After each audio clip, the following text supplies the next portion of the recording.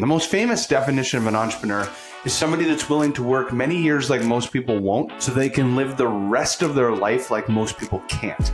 Every entrepreneur needs to realize that one, we are doing it out of passion, we're doing it on our terms, and things will change. It's okay to change. It's okay to have a different service offering every few years. And it does not mean you're a failure. It just means that you're doing what you really love to do.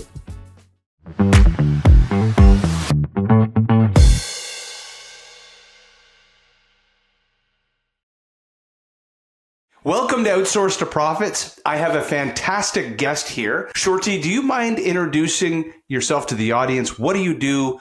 What do you serve? How do you serve the world?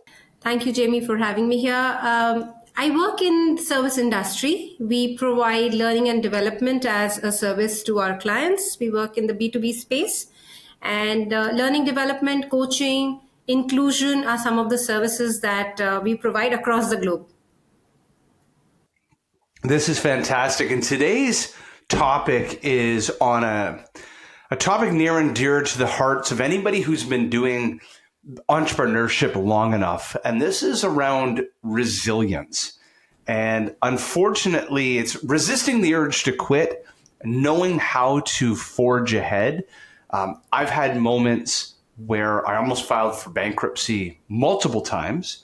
I've had moments of jubilation as I've sold parts of my business or had partial liquidity events or won $1 million contracts with Microsoft. And so these ebbs and flows are so massive and so emotional that unfortunately you can get such dopamine hits on the highs and such dopamine retraction on the lows. Some people can't recover from it. I always remember this Tom Hanks saying, it too shall pass. And Tom Hanks talked about, how do you sustain a 40-year movie career? And he's constantly telling himself, this too shall pass. Whenever he's experiencing the greatest moments of winning an Oscar versus being turned down for a role or a movie flops, he just reminds himself, it's just a moment in time. So Shorty, with that, what would you say, when you work with all of your customers, what are the top 2 or 3 things that happen in their life and business that are the inflection point of people feeling like they need to quit? And this is the moment to quit. So what are almost like the telltale signs for entrepreneurs? You're about to hit a brick wall and this feeling is going to come. As you were saying, I think every entrepreneur has been through that moment. And I find so many who come and tell me we feel that once in a month, once in 6 months, once in a year. I think it's but natural to have that moment of giving it all up.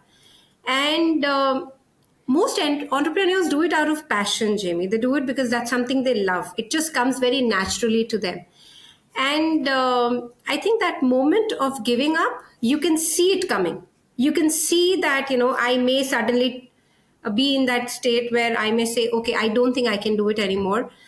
And it could be anything. It could be when you feel that you're not doing it as a passion anymore. You're doing it more because it's got a life of its own. It's become an organic demon that keeps growing and growing much more than what you expected it to grow. It could be that the relationships are not growing the way they should be. The business is not going in the direction it should. The growth is not happening with the trajectory that it should. And as entrepreneurs, we can see it coming. So we know where it is headed, and it is but natural to feel that way.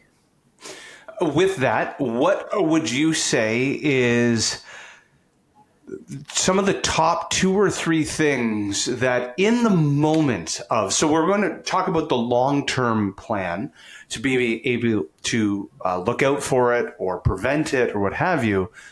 But as the moment is happening where the entrepreneur is thinking like, oh my God, you know what? Why am I doing this? I'm just going to quit. What can they do in that moment to prevent themselves from making a lifelong decision that they'll regret?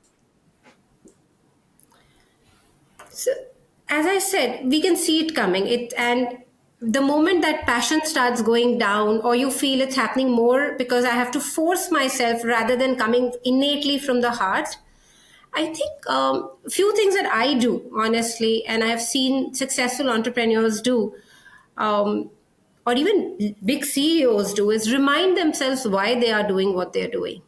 Go back to the drawing board and remind yourself, why did I get into this to begin with? And that is most important, because most of us actually get so carried away by numbers, get so carried away with trying to build something, get into a legacy, that we forget that there is a larger purpose of why I started doing what I was doing. It's very easy to say I'm going to quit. It's very easy to walk away. In fact, walking away is, I think, one of the easiest things for anybody to do. It's far more difficult to build something. So reminding oneself why I got into this to begin with, going back and looking at, is it really my passion?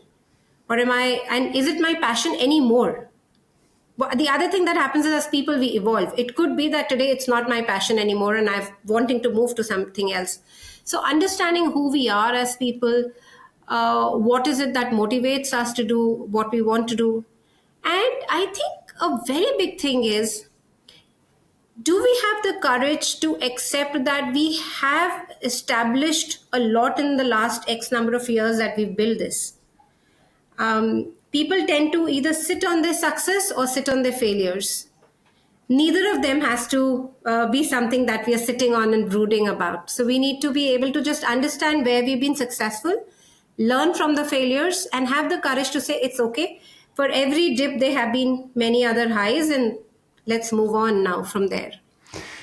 There's in my first year of my MBA school, I can't remember if it was in my fourth year of entrepreneurship class or my first year of my master's degree. There was a professor that had a definition of entrepreneur different than the most famous one. The most famous definition of an entrepreneur is somebody that's willing to work many years like most people won't, so they can live the rest of their life like most people can't. Yes. But this other professor had this beautiful saying that stuck with me my whole life. And it is, I want you to pretend that you're 70 or 75 years old and look back at your career, and you decided to be an entrepreneur or a founder, and you made 50% less than if the opportunity cost of the same you had have worked at Microsoft or Apple or some big company.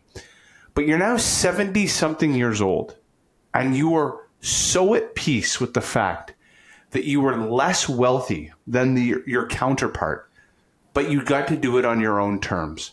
Then you are ready to be an entrepreneur. And I started my entrepreneur journey when I was about 30. I'm 47 now. And, for all intents and purposes, I'll be a founder my whole life. And whenever I get into tough times, I come back to that quote. I come back to realize that there will be highs, there will be lows, but the opportunity cost is I could be living vicariously through other people's dreams. I could be fulfilling other people's dreams, not necessarily working on my own terms. And even though I might not be in the right financial position that I want to be in, or my business is not in the right financial position it wants to be in, the opportunity cost is that I would be doing something on somebody else's terms. And what is that worth to me? If that's worth half, then you're right to be an entrepreneur. So that's the saying that always stuck with me. Maybe now let's talk about, from your perspective, from a coaching perspective, they've gotten through that initial shock and awe moment. You're preventing them from quitting on the spot. What are some things they could do and layer on to improve their situation when they encounter this again? As you were talking about living life on your terms, and that's such a beautiful thing. And I think as an entrepreneur, that's the biggest thing we do, right? To remind ourselves that we are living life on our terms. And at the end of the day, and we can keep pivoting the business that we're doing.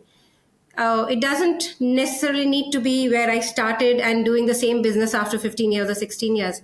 And I think that is most important, that every entrepreneur should realize that it does not matter whether what you've started today is the same business you'll do when you retire or when you want to retire, or on your deathbed. You could keep pivoting what you're doing. You could keep that agility of understanding that today the market needs something else. It doesn't need what was I'm 17 years in, relevant. many businesses in. Yeah. Exactly. So I think every entrepreneur needs to realize that, one, we are doing it out of passion, we're doing it on our terms, and things will change. It's okay to change. It's okay to have a different service offering every few years. And it does not mean you're a failure. It just means that you're doing what you really love to do. And that's a huge reminder. Yeah, no, this is fantastic. If people ever want to talk to you around resilience or overcoming resilience, how do they get a hold of you? Oh, I'm everywhere. I'm on LinkedIn. I'm on Instagram. I'm on all forms of social media, very easily accessible. My telephone numbers are available. My email ID is available. So yeah. Thank you so much. This has been fantastic. These are great insights to helping entrepreneurs overcome resilience. Thank you for being on the show. Thank you, Jamie. Thank you for having me on the show. Thank you.